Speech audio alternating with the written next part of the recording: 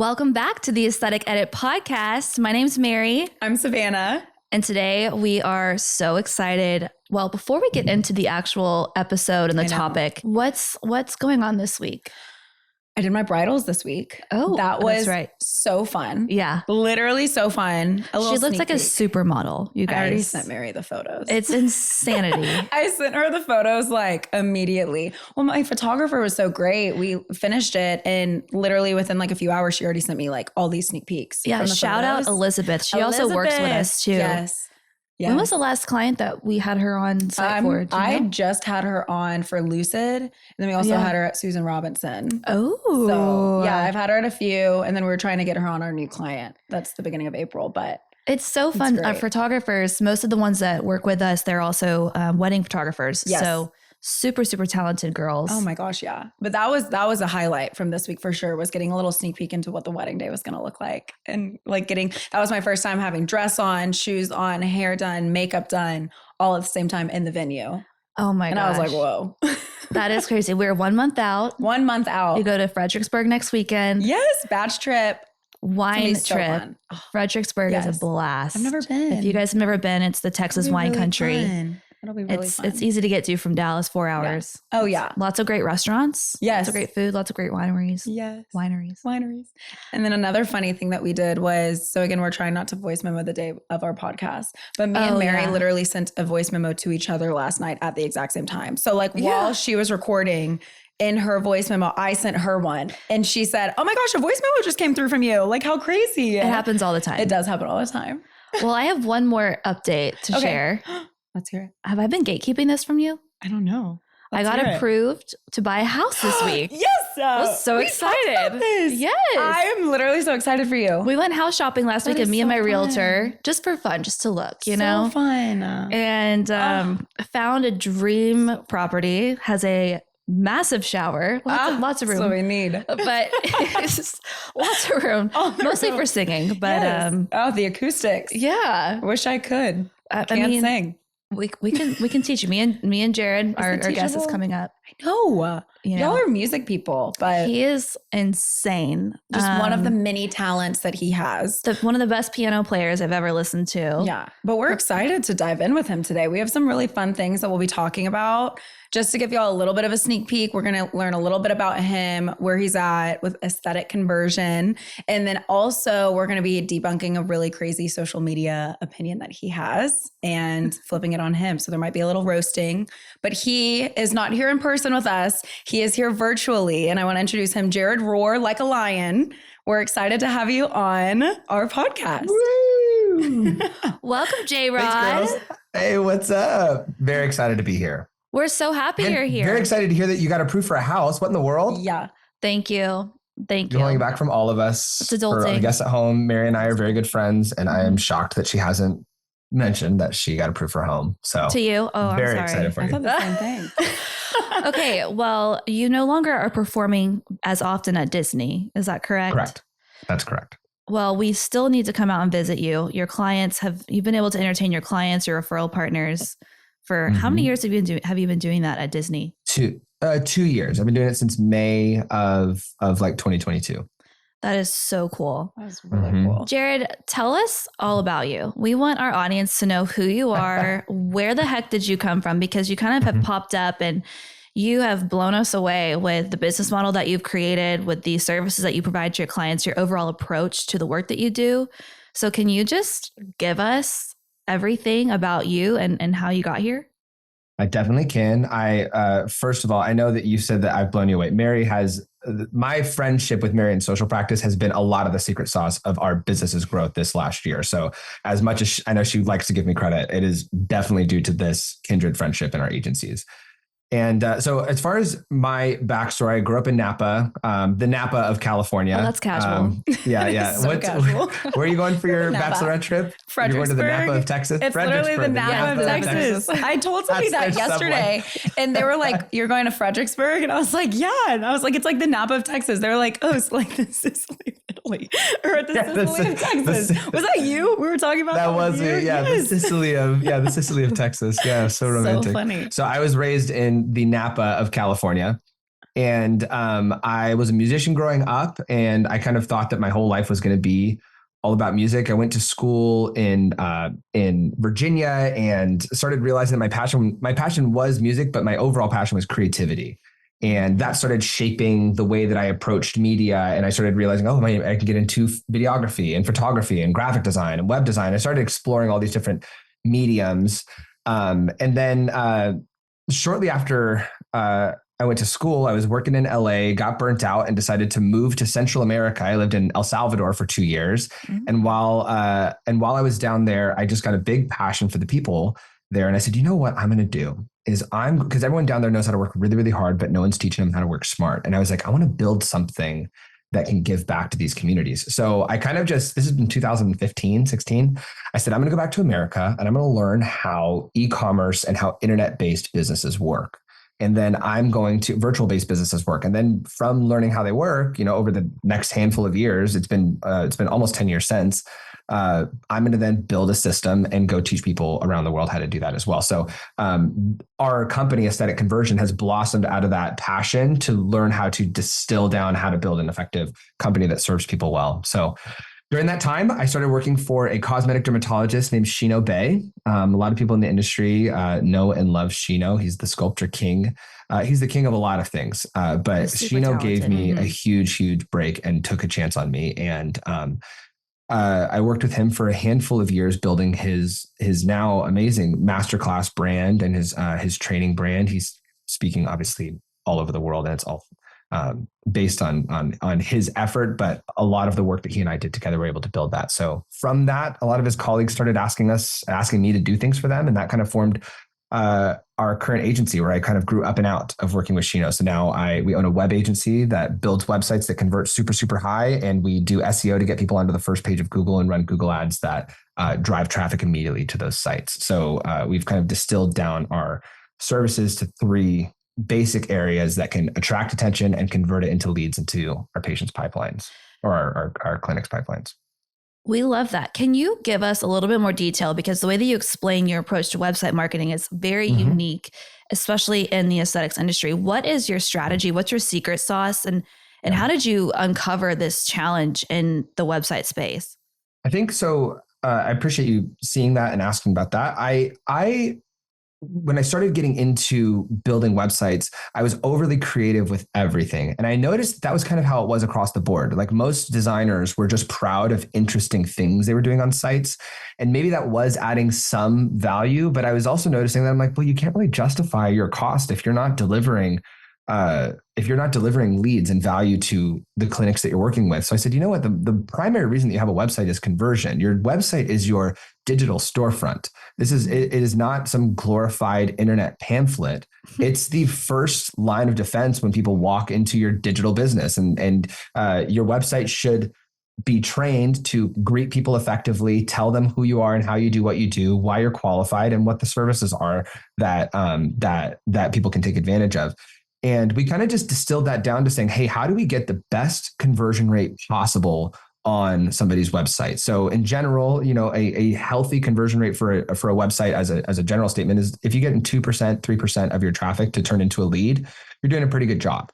And my goal was to raise that number up to 5% for all of our clinics. And now we have roughly a 5 to 8%, sometimes even a 9% conversion rate on our clinic sites of new traffic turning into a web lead.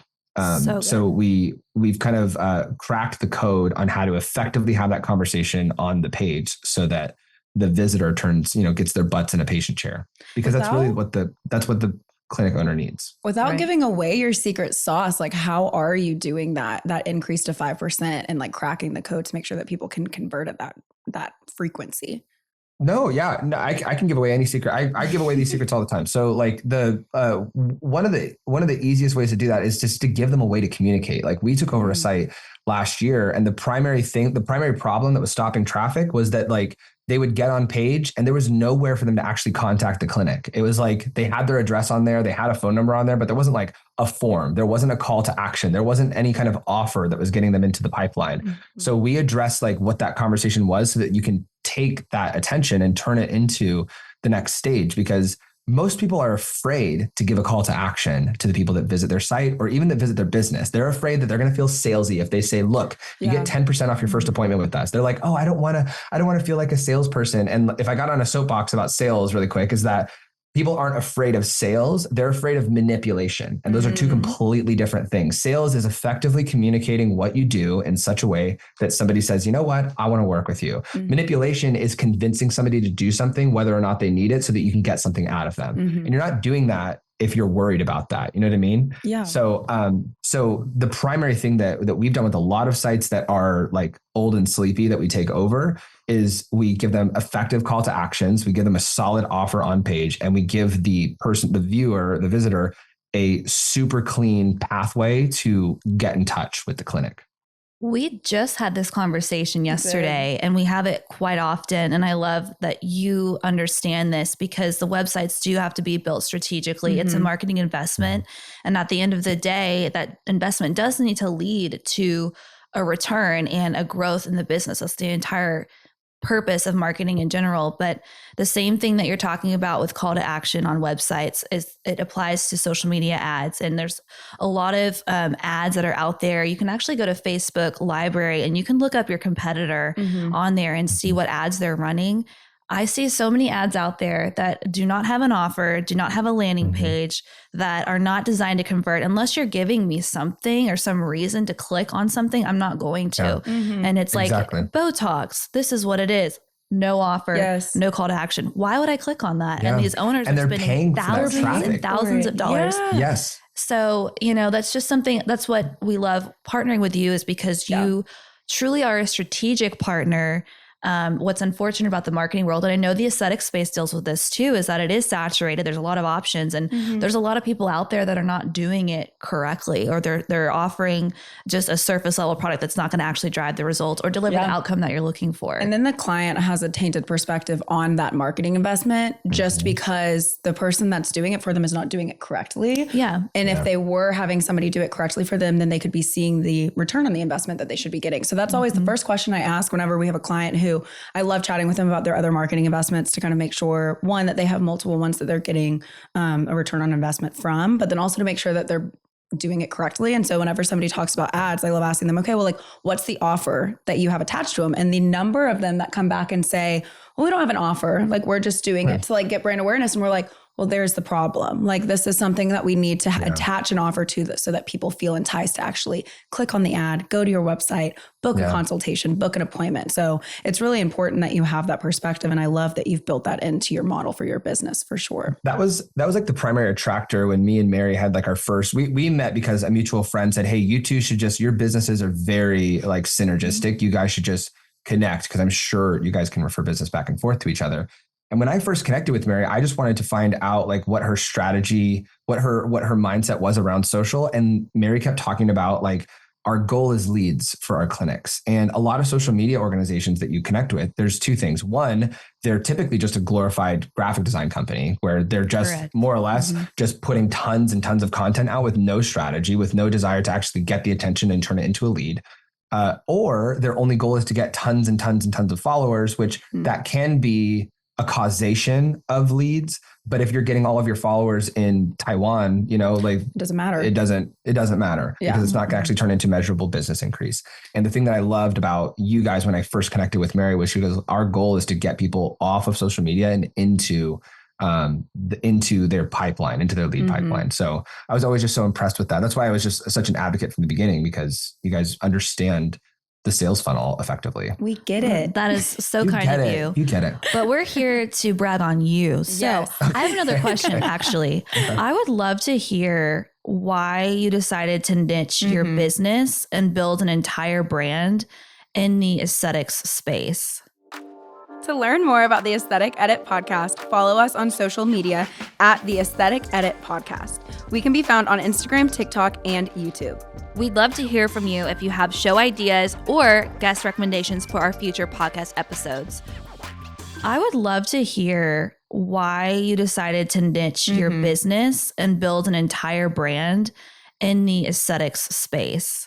So part of why I niched was that I just had a great ramp up in the industry because I was working with Shino originally. However, in the very beginning of our business, I took on everything. I was like, I will do websites, graphic design for anybody because I just want to keep the lights on. So like once I was free floating, and you'd probably know this as a business owner, Mary, you're like, you just want money in the door so that you can keep being in business for yourself and you don't have to pick up another job or something like that. And so I took on everything for the first like year and a half of our business, where I was working with a whole host of clients. And we just actually parted from our last like legacy client. We were working with Seth Rogen and his charity for a long time. And we had a conversation with them and said, look, we are so exclusively niched into aesthetics at this point that we are not serving you effectively.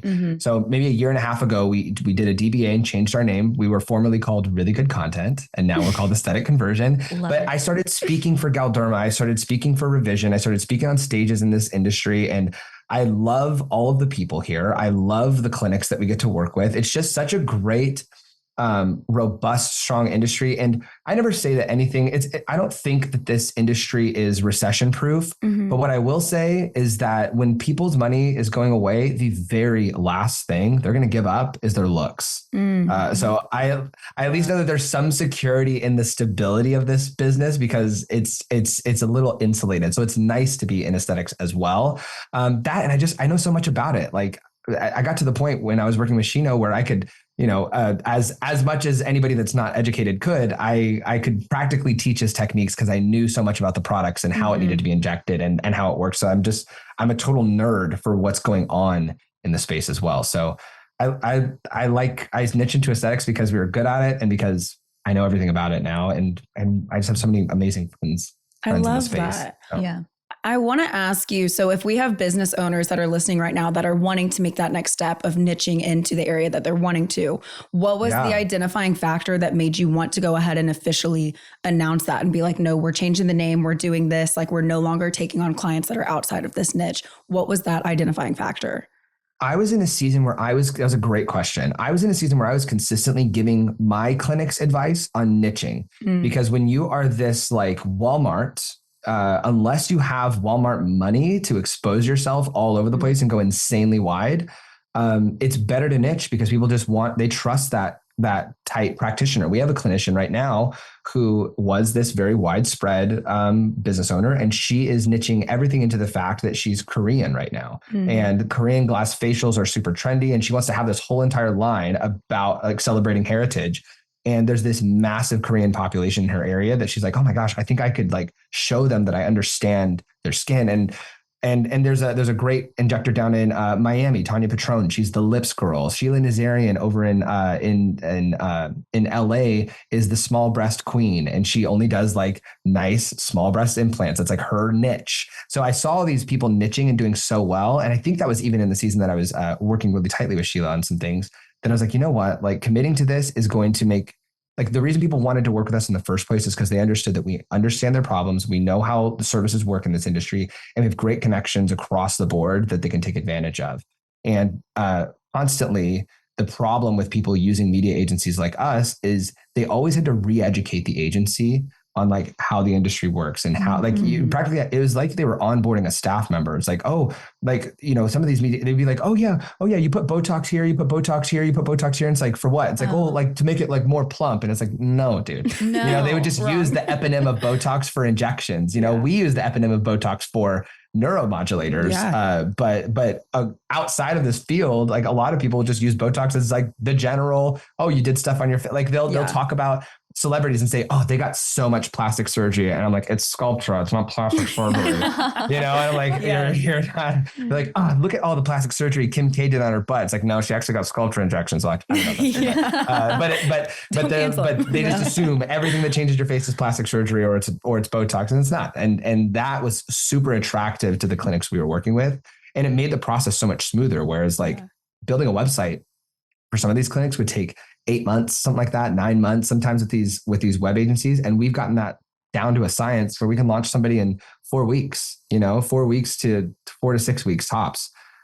So we have this super smooth onboarding process now because we understand the industry. So anybody who's considering niching, it is the most valuable thing that you can do to your business because the processes that you're creating, I don't take on anybody outside of aesthetics now because the amount of like headache I have to go through to learn that industry to be effective is not something that we're capable of in this season. So it's way better that we're built efficiently for our clinics. So since you are the expert at marketing in the aesthetics industry, I mean, you truly have figured this out. You've boiled it down to a science. Not to toot your own horn, but to toot your horn. What is your most controversial opinion around marketing strategies in the aesthetic space right now? In aesthetics? Okay, you're not going to like this. I'm going to preemptively tell you that you're not going to like this. Did we prep for this? Is that, here's what I'll say. I'll give you a disclaimer after this. My kind of hot take in the industry is that you don't have to have social media as a clinician, or you don't have to be on every single social media platform. It's very trendy for like very interesting hot take. We have a major bone to pick with you. Yeah, read the room. Jared will never be invited on again, ever. Is that a little bit of sweat developing on your forehead? Getting a little red. Okay, yeah, I think I'm pitting my shirt. Let's hear this, Jared. So why does a practice not need social media to help grow their business? So that's the hot take. They don't need it. Here's maybe the saving grace. You have like the Gary Vaynerchuks that say if you're not posting 15 times a day, your business is going to die. And it's like, that's fine. 15 times. But he advocates for posting 15 times across all of your social media platforms per day. And I'm like, what year did he say that?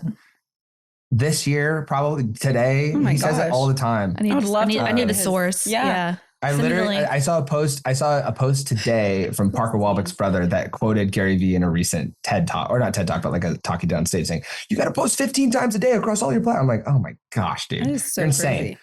And I haven't heard from Gary Vee in a long time because everyone's tired of all the content he's putting out. So see, it doesn't work. We'll talk about how that works. So fast if he was posting 15 times per day and I was following. I know. You unfollow. You can do scale, you can do quantity at 15 times a day. You can't do quality at 15 times a day. So my caveat for you don't need social media is that you need to go where your demographic is. And with that, your demographic might not be on the social platform that you are insanely focusing on right now. You might have, if your primary demographic is in their late 40s, mid 50s, and you have, a kid, you have your son or daughter, or maybe somebody who's young and trendy, who's working in your clinic that says, if we're not on TikTok, our business is going to die. And you need to gently remind them, our primary demographic is in their late 40s, mid 50s. So we should be really focusing a little bit on Instagram and a lot of it on Facebook, or maybe a good mix of both. But over focusing on TikTok to get famous is like, we're going to attract the people who are currently on TikTok. Or for example, I've got a friend who's out here in Florida. He works in the Villages, and his primary demographic, it's a retirement community. His primary demographic is 75 and up. He calls it geriatric aesthetics. And it's not the name of his business, but that's what he calls the practice. And he gets, and I confirmed with him before this, because I was like, I know I'm doing a hot take. I should ask him just to confirm that I'm not insane here. I didn't want to feed you anything wrong. But he confirmed, he said the primary way that we get all of our leads is through newspaper ads, radio ads, and print media that we send directly to their doorstep, because that's what that demographic responds to. He goes, we have a Facebook page. He goes, but they are on Facebook though. They're totally on Facebook because they got to keep up with their kids and their grandkids. I can respect this opinion. It scared me at first when you came across saying it. And I was like, oh, do you know the podcast that you're on? I was like, whoa, Mary's going to throw something at the screen. You're like, you're not your person. I can respect where you're coming from, though, in a sense of like making sure you're following your demographic where they are at. And I think what is interesting about social media is that the demographic, you can find one on multiple different platforms. So depending on Instagram, that's going to be like the 20, 30s to 50s. TikTok clearly is younger and it's going to be 20 to 30s, but then Facebook is going to be like the 50 or 40 to 60 range, honestly. And so it's like, you can figure out where your demographic is. That doesn't mean you need to be across every single social media platform, but it just needs that you need to find where your demographic is and put them on that platform. My 100%. Interesting perspective for you is that I love that you come in here with this hot take, but you've hired our services to be promoting your coming up conference on social media. So I'm like, I was sitting there listening to your hot take and I'm like, wait, this is so funny because we're actually doing your social media. So there's got to be value that you find in the services. The irony is funny, but the more you explain it, I understand. Yeah. Exactly. Yes. Yeah. And, something else that we advise our clients on is what channels they need to be on, along with how often we need to be showing up. Consistency is so important in the social media algorithm, but that doesn't mean you need to show up 15 times a day. What's more important is that the content that you're putting out there is driving value to your patients. It's inspiring action. It's building empowerment and confidence. To get in touch with today's guest and to learn more about aesthetic conversion, go to aestheticconversion.com. So now that you've shared your hot take with us, we have a hot take for you. We want to hear your opinions on it. So you mentioned you don't think that practices need specifically social media to be successful.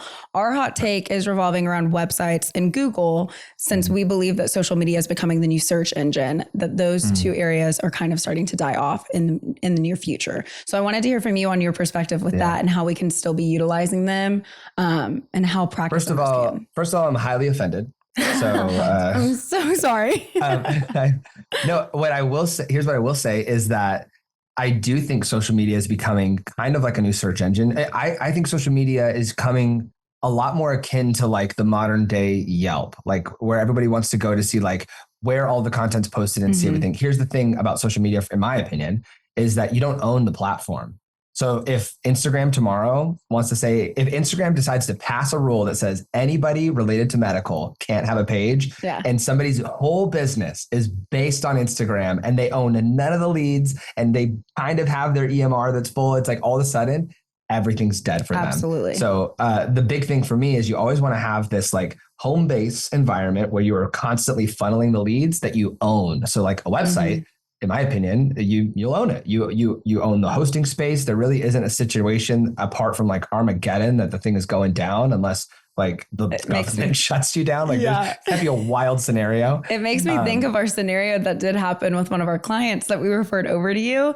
And this is just to kind of give everybody more context. So, because I completely agree with you, just in case anything were to get shut down, that like leaves you in a place to where you're not getting leads from that area anymore. So if you don't have your areas where leads are coming in through your funnel diversified, then you're losing all of your leads. We had a client who they wanted to break up with their website company and then go over to aesthetic conversion. And when they mentioned that to their company, they completely turned off their website, like deleted it completely. And thankfully they were present on social media. So they were able to still have something. And then your team was incredible and was able to do something so quickly to turn around and let people know, by the way, 24-hour turnaround time for their site to get back up in line. We literally redesigned and launched. It was a quick little landing page, whatever for them, but 24-hour turnaround time, because I can't stand that bull crap when agencies are like, we own you. And like, they wanted to hold them hostage. Like if they were waiting for them to say like, we'll pay you anything, like don't, and they would have, I think that's it's bad so karma. slimy. It's bad business. It's just unprofessional. It's tacky. It's slimy. just so bad. Let people go. I don't know. I mean, we got to stick to contracts for sure, but that kind of stuff is shady. Yeah. Because they were within their terms. Exactly. No, I hear you though. Making sure to diversify where your leads are coming through so that you have that control in case anything. And just having that home base, because if something crazy happens on Instagram tomorrow, then it's like, well, you're screwed. I had a friend of mine that her whole business is all Instagram. She didn't even have I think she had an EMR at some point, but she like everything was on Instagram. And she approached me and said, Jared, why would I ever need a website? And I was like, I don't know, if you ever get shut down, maybe give me a phone call. And she got shut down that next week because she was working with a company that bought a bunch of followers and Instagram blacklisted her. And she was like, Jared, all of a sudden I can't log into my Instagram. Somebody hacked it. And I'm like, I don't know social media to get you back into your thing. She goes, well, can you work on a website for me? And I was like, yeah, I definitely can. Like she would have that home base in that case if she had like that. I think, so when I think about social media, and maybe this rounds out this whole conversation, is that it is a aspect of your digital sales funnel. It's one of the things that is throwing things into your sales funnel. And if your whole business is the social media platform, you don't have a sturdy funnel supporting the rest of, your social media is not your CRM. Your social media is not your landing pages. It's not there's so many other things that you need in your funnel. And social media is an amazing top of funnel item to throw traffic in. But the website is where you can actually like convert the people into your pipeline. And I think that there's a good marriage between the two. So I completely agree with you that like, I think social media is becoming that, like, if you're searching for the best injector near me, like you're going to see like who's happening on social media, but a lot of times you're also going to Google it and see, you're going to Google best injector near me or lip filler near me or facials near me to see who's got the best ratings on Google My Business or Yelp. That's so true, Jared. And I actually have a question for you. So when it comes to the websites and funnels, obviously we want the website to convert new patients and whatnot. So how do you build a funnel on your website to generate new patients? Yeah, that's a great question. And I'd love to lean into you guys on this too, because I think that you guys do this very well to support the funnel stages for your clinics. So your funnel is something that's it's floating. It's amoebus. It is not necessarily built into your website. Your funnel is your strategy for getting attention, converting that attention into a lead, and then selling that person and having them come back as a repeat patient over and over and over again. Your funnel is your plan for attention, conversion, and then re-engagement over and over and over. And we've come up with kind of a formula for our clinics and the people that we work with, where we have kind of a 4-stage funnel system where we call each stage FACE. And the funnel gets smaller and smaller with every single thing. But F is fascination. How well are you driving eyeballs to your business? A is acquisition. How well are you taking those eyeballs and turning them into leads? C is conversion. How well are you taking those leads and getting those butts in patient chairs and doing procedures? And then E is engagement. How well are you then taking those people, recycling them back up to the top of your funnel and treating them for years and years and years on end? So that's what your funnel should look like. And you should have a plan for every single stage. Where do I get my attention from? How do I convert the attention? How do I then make the sale? And how do I re-engage? So on the website piece, then we're really focused on the C of the FACE of this funnel analogy. Yeah, the website would be the A, which is how do we acquire the lead? And then C, which would be how do we then get that lead to follow up so that we can get the butt in the patient chair? How can we make the sale? So yeah, the acquisition is you want to have a 5 to 8%. In my opinion, you should have a minimum. You should have 5% if you want to know that you're rocking 5% conversion rate of your offer that's on page. And you should have a butt kicking CRM that lead goes into immediately afterwards. That's where we were going with this. So you need to have a butt kicking CRM. And can you, just for everybody listening, can you explain, in case they don't know, what a CRM is, what it stands for, what it is, and what it does for them? So CRM stands for Client Relationship Manager. It is a way for you to effectively track your sales processes and your leads that are interested in working with your business. Your EMR is typically where you have your existing business. Like it's when somebody has made a purchase or they've become a patient, that's where you store them in the EMR. But prior to the EMR, where do you store them? And where do you make sure, some EMRs are building their own little CRM system in their EMRs, but I think Aesthetic Record is the best example of this. They know that you need a dedicated software that knows how to reach back out to people, that knows how to create campaigns to reinvigorate your pipeline. Like you need to have a dedicated CRM software. So Aesthetic Record with Lead AR does a great job at it. There's a handful of great CRMs that you can use. HubSpot, you can use, I think you guys use HubSpot, right? Yes. We use High Level. Lead AR is an amazing integrated CRM. Active Campaign is a great one. I was just talking to Kay DeRay-Raj last week. She primarily uses Active Campaign. Any way that you can track leads, document them, and then re-engage them is a CRM. This is part of your process too, right? Though. So if you guys say that we're a practice and a potential new patient submits a lead on my website, you and your company have it all set up for the client so that there are follow-ups happening through the CRM that you guys have set up. Do you have any tips for our audience on what those follow-ups need to look like, what the frequency is? Yeah. Is it text, email, phone call? Is there a formula that you found works the best? Yeah. Here's what we're seeing is working really well right now. I say right now because things change. As culture changes, these things are going to change. So like previously, somebody getting a text from a business was insane and they didn't even want it in the first place, or previously, like they always wanted a phone call right away. Like there's cultural changes that are happening. So what I will preface this or qualify this by saying right now, this is what's working is if you have a immediate text going out to any lead, so the second they submit a form, they get a text saying, "Hey, Mary, thank you so much for opting into our 10% off your very first appointment with us. We'd love to get you scheduled. Is there anything that works for you this week?" Because what that automation is doing is it is circumventing your busy front desk person. I had a client that said, hey, make sure that on these responses that it says, just so you know, somebody from our team will be getting back to you within 24 to 48 hours. And I said, I'll put that I promise you, your business is going to die if that's your strategy. They're like, what are you talking about? And I was like, 10 minutes.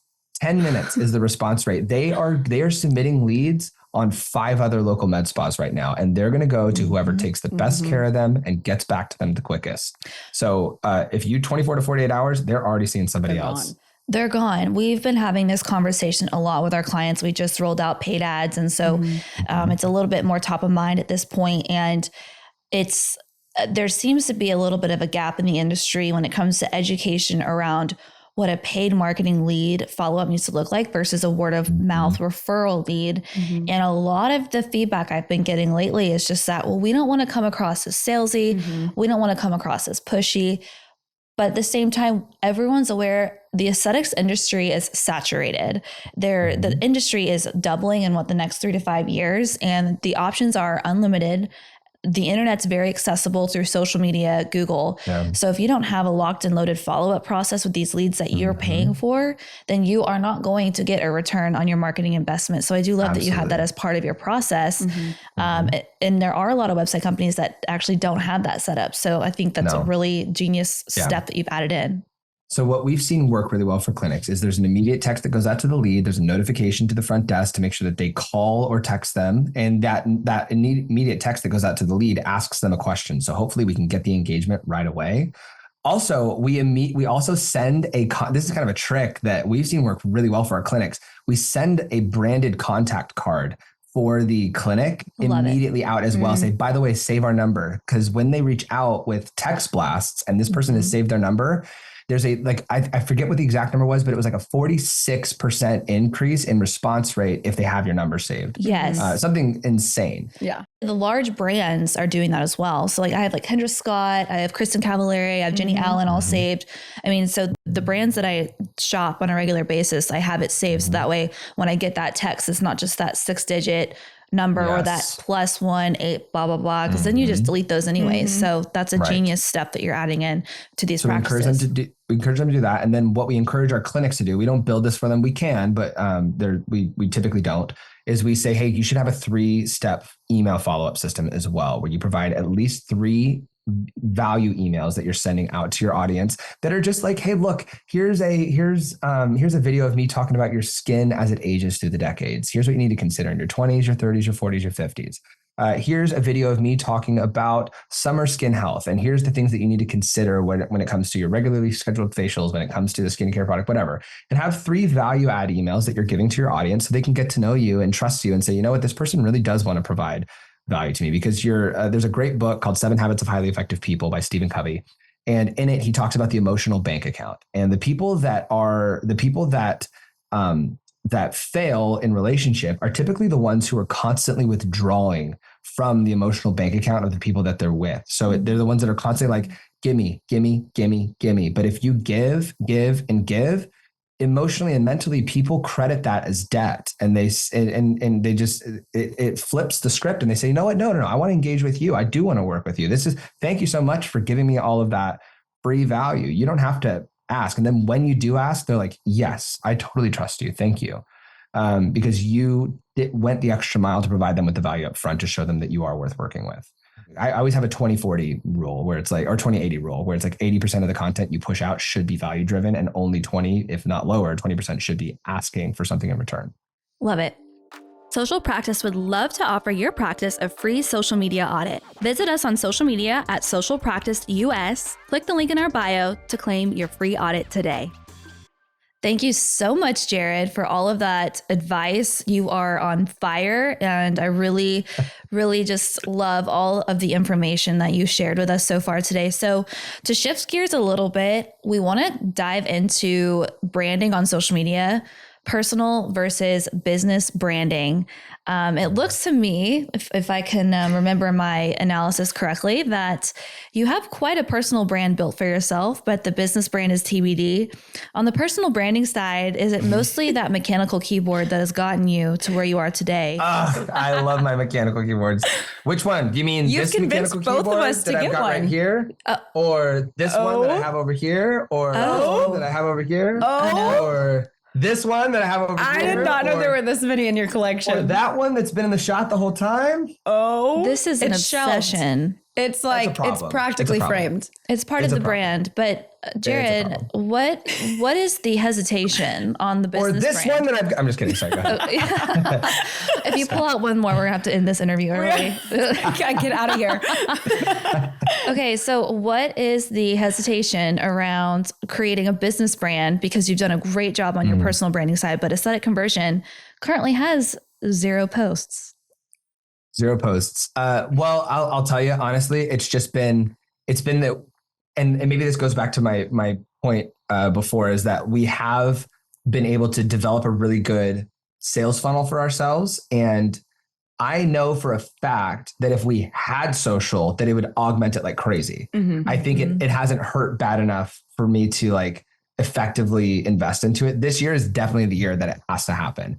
I like posting on my personal stuff just because I like to show people what I'm excited about or what I'm doing, so like if I'm showing people the little clickies on my mechanical keyboard, or if I'm singing a song or something, or showing them an update on my kids, that I think is super fun. But I just, anytime I think about putting content onto the Aesthetic Conversion page, I just mentally get overwhelmed, and I'm like, oh yeah, I got to think of this strategy. Oh, it's got to be just right is the thing that I always struggle with. So perfection over progress is always in my head. And it needs to be inverted. It needs to be progress over perfection. I was about to say, there you go. That's typically the biggest stopping point is I'll see content that I'm like, oh yeah, I could do that. But then I just don't.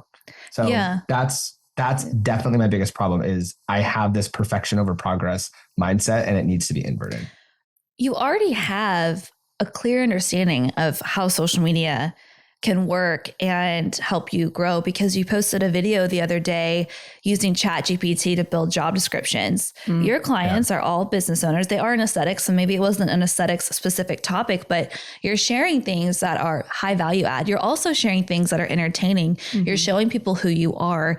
And that's where the know, like, trust factor comes in with social media, is people want to know who they're working with. That's just how we shop these days. It's how millennials shop. It's how Gen Z shops. It's how even Gen X and baby boomers, people are all, so exposed to everything on the internet, and they can see behind the scenes of these owners that they're working with and these businesses that they're hiring. So you're doing it for yourself on your personal branding side, but on the business side, it's the same exact approach, but having your business tell its story there.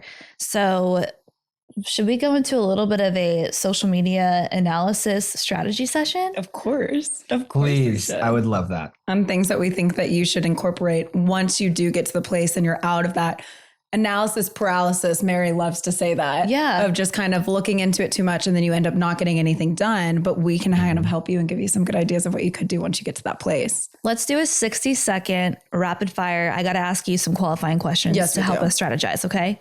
Ready. What's your 5-year goal with Aesthetic Conversion? I want to build Aesthetic Conversion up, and then I want to launch other niched agencies like Aesthetic Conversion in other niches. Who's your target client? Right now, it is clinic owners and business managers.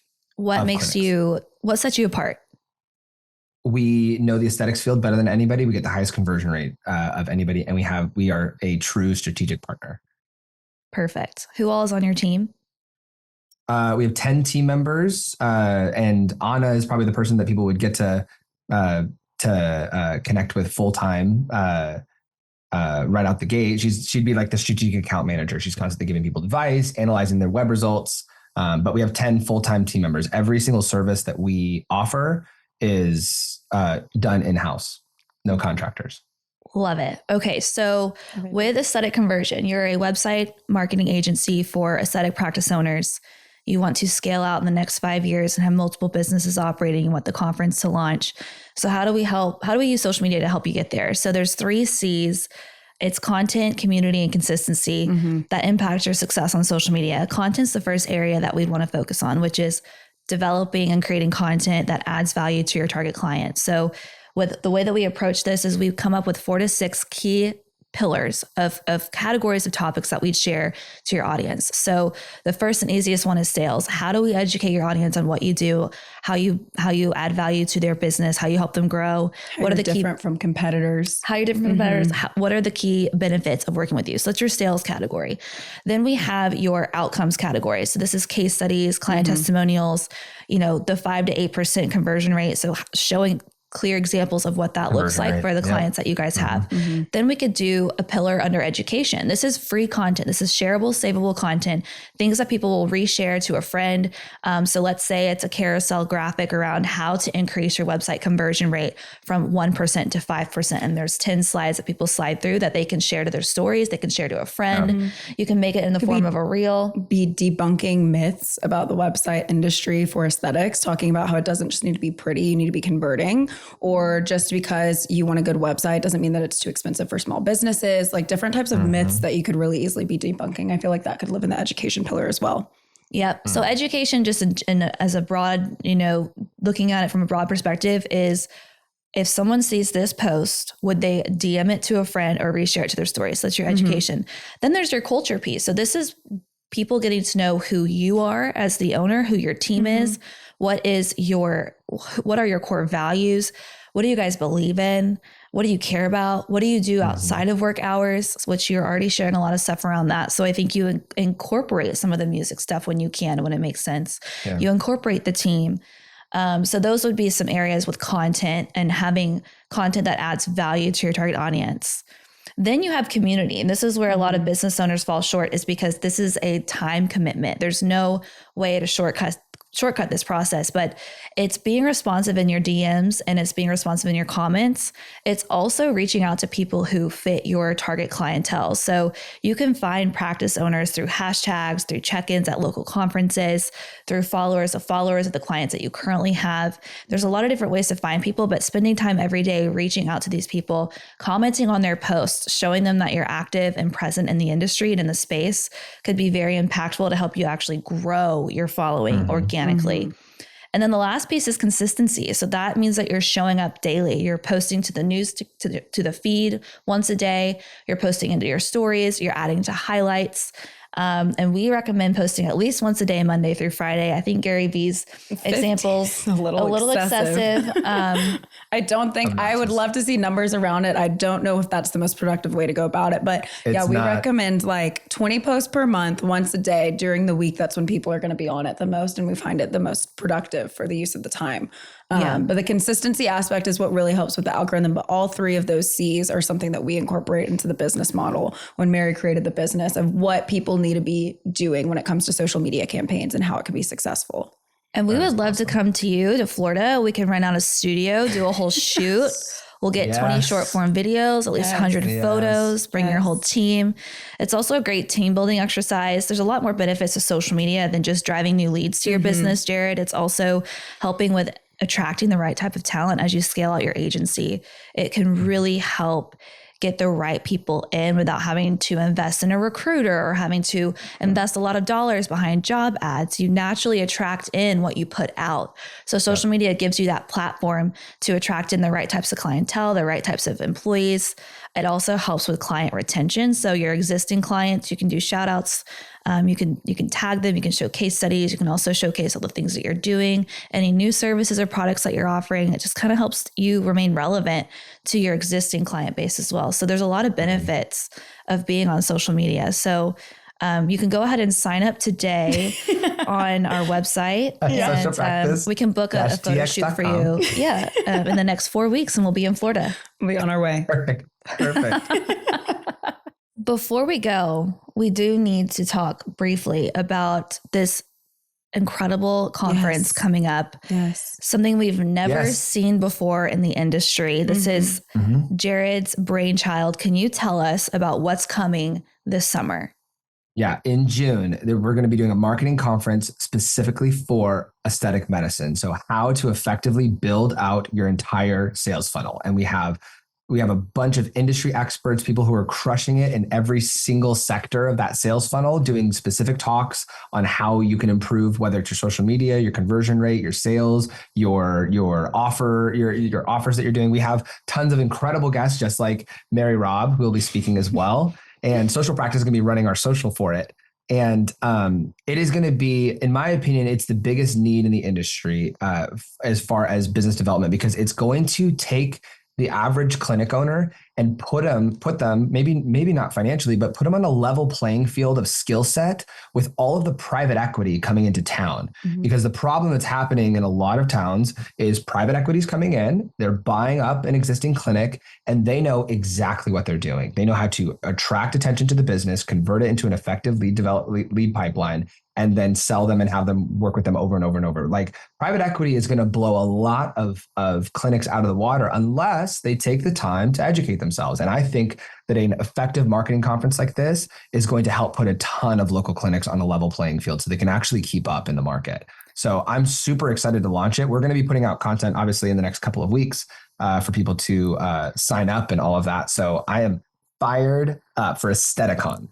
We are so excited. And the vision behind it is that what we just did with Jared's agency and giving him an action plan is exactly how we hope to leave our audience. We want every person that attends this conference to leave with a very clear understanding of what needs to happen next and a written out plan that they go home with. So it's not just you're there to listen and take notes. We're going to equip you with a strategy so that you can go back to your practice and actually make momentum and make growth through your marketing campaign. So Jared, how can we buy tickets to this show? If you go to aestheticon.io, that's the website, aestheticon.io. I own both Aestheticon and aestheticon.io. So either one you go to is fine. Just go on. There's 2 tickets. There's a ticket that lets you attend and you're going to get everything from the conference. And then there's a ticket that gets you consultation that has somebody from our team actually evaluate your current funnel and tell you where you need to focus when you attend the conference. Those are extremely limited, and I'd be surprised if they didn't sell out. So if you're listening to this now, I would highly advise that you get that if you're considering that, because we're going to sell out of those quickly. And we're giving a lot of those away to our sponsor partners as well. So, but yes, if you go to aestheticon.io, there's a little button that lets you buy tickets right then and there. Awesome. Thank you so much, Jared, for your time today. You shared so much valuable information. How can our audience follow you and find you if they want to work with you? I'm not on social media, so you can't. Wrong answer. My website is aestheticconversion.com. My personal Instagram is Jared Rohrs, like a lion, ROARS. We have our company Instagram is aesthetic.conversion. You can find me on any of those platforms and either DM me. We have a great little lead magnet up there on our site that you can opt into as well, that gets you a complimentary SEO audit. Or you can just straight up send me an email, jared@aestheticconversion.com. If you send me that, I will get right back to you. Awesome. Well, thank you so much, Jared. We'll see you very soon. Thank you. This was so valuable for me too. I really, really appreciate the time. You guys are so great. Thank you. Thank you. Bye, everyone. See y'all next time. Our guest Jared is offering our listeners 25% off tickets to Aestheticon with promo code TheAestheticEdit. Go to aestheticon.io to purchase tickets today using the promo code TheAestheticEdit. You can find us on social media at The Aesthetic Edit Podcast. We're on all podcast platforms, so don't forget to subscribe, and we'd love to hear from you. And follow Social Practice on social media. You can find us at Social Practice US.